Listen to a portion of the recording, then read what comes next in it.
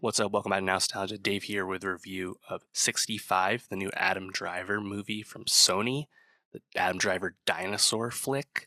I think this is a movie that I don't think anyone had like really good feelings about, given it had been delayed many times. The reviews were held to the very last minute, and yet it was released in the midst of a really strong March at the box office in terms of lots of high profile movies releasing around this film. Of course, Creed 3 and Shazam 2 and John Wick 4 and Dungeons and Dragons. Those are the other and Scream 6. Those are the other big releases in March.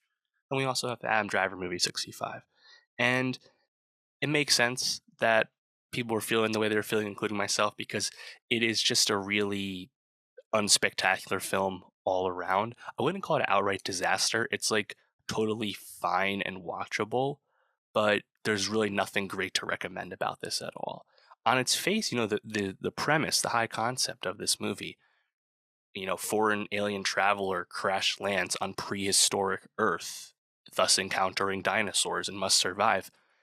Decent premise, honestly. Like, I was intrigued enough by that. And of course, Adam Driver, one of our great actors. I have the Adam Driver season pass. I'm gonna go see it. But, you know, is it anything beyond that? And turns out it's not. This is directed by Scott Beck and Brian Woods, Quiet Place One writers.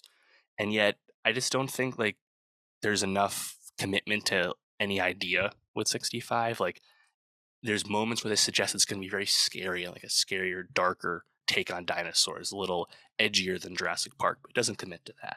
It's a survival movie in a sense, but it could have been built up more. It could have been a thriller, but it doesn't really lean into that either. I think there's components of this movie, genre wise, we could have leaned into something a bit more, but it's just kind of a 90-minute like rush to the finish type movie.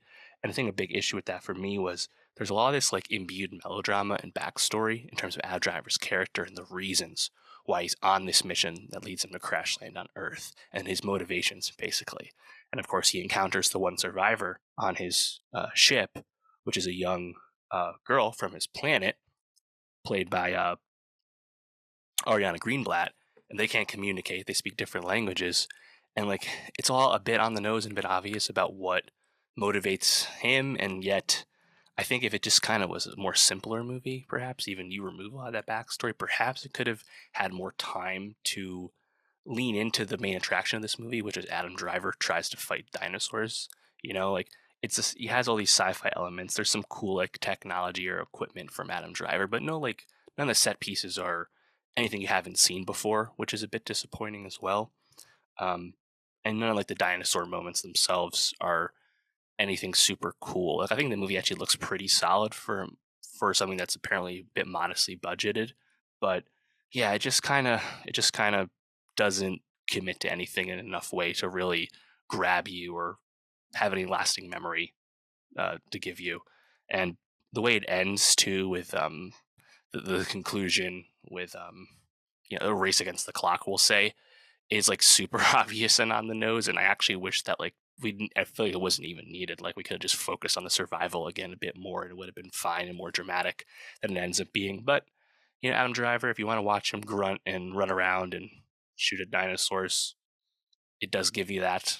But ultimately, I don't think there's a whole lot to really recommend about it. But let me know what you think about 65. Did you like it more than me? And for more movie reviews, subscribe, and I'll see you next time.